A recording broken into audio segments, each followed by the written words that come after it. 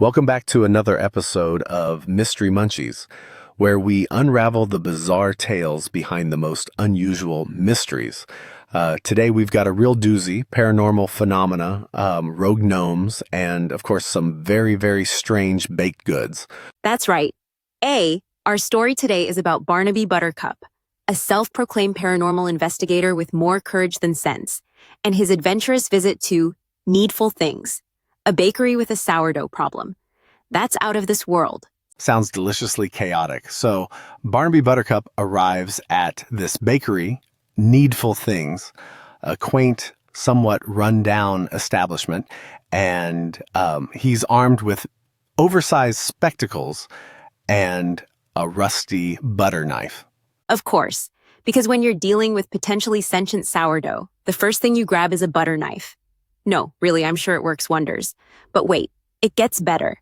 Barnaby's partner in crime is none other than his pet hamster, Bartholomew, who's attempting to climb Barnaby's ridiculous top hat. A true dynamic duo, but things get really weird when they step inside the bakery. The air's thick with the ghostly aroma of yeast and something metallic, and that's when Barnaby hears it. A growl. Naturally, he leaps onto a counter, scattering sugar like confetti. Classic Barnaby move. And this growl, it turns out to be coming from a levitating baguette. And I mean, this baguette isn't just floating around. It's glowing. Its crust is shimmering, and it's acting aggressively. Honestly, I'm scared for Barnaby at this point. Right, but in a turn of events, Bartholomew, the hamster, decides it's time to step up and show some bravery. He tumbles out of Barnaby's hat and lands on the baguette, deflating it like a balloon. What a twist. You've got to admire Bartholomew's timing, but Barnaby's not out of the woods yet. After the baguette situation is handled, a new sound erupts, a banshee's wail. And not just any wail, but one that could shatter glass. Now we're talking.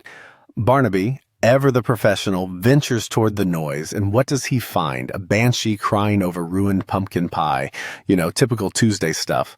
And apparently, this banshee's name is Agnes, and she's very upset about her pie. But wait, the plot thickens. Agnes explains that the sourdough situation, that's Mildred, who's a drama queen with a biting habit. Mildred the sourdough. I can't believe it's not bread. So the biting baguette? Just a tantrum. But now we've got a rogue gnome throwing pies around. A rogue gnome named Giblet, no less. He's the one responsible for ruining the pumpkin pie, and in true gnome fashion, he cackles and runs away after making a mess of everything. Agnes naturally loses her mind. That's when Mrs. Higgins, the baker herself, shows up with a rolling pin and doesn't even blink at the chaos. She immediately identifies the culprits: Agnes the banshee, Giblet the rogue gnome, and Mildred the rebellious sourdough. All of them just part of the daily shenanigans at this bakery.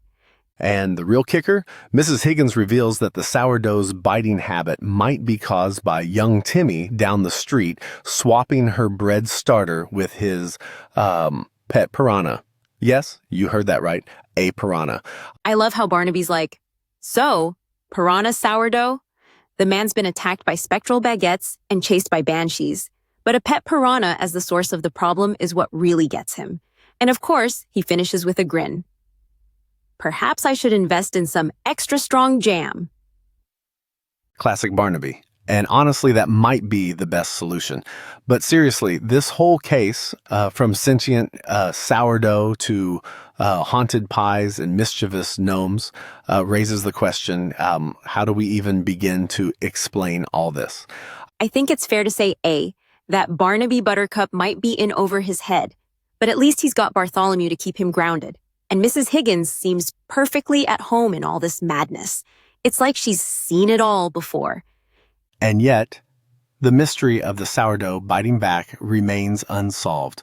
Who knew that the real supernatural threat lurking in small-town bakeries was a piranha? Honestly, I'm still trying to wrap my head around it. Piranha sourdough? I think I'll stick to regular bread.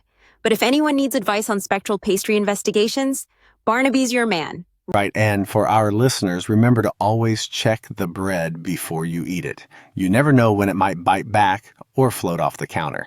That's all for today's episode of Mystery Munchies.